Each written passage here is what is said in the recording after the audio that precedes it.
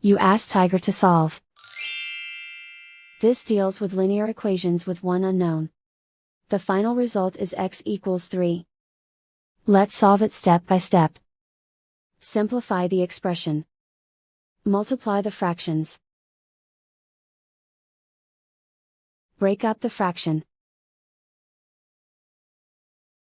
Find the greatest common factor of the numerator and denominator.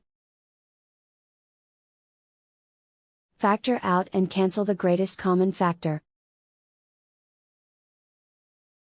Group all constants on the right side of the equation.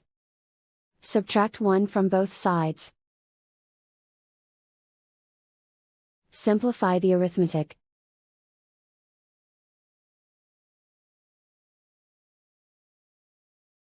Isolate the x. Multiply both sides by inverse fraction 3/2.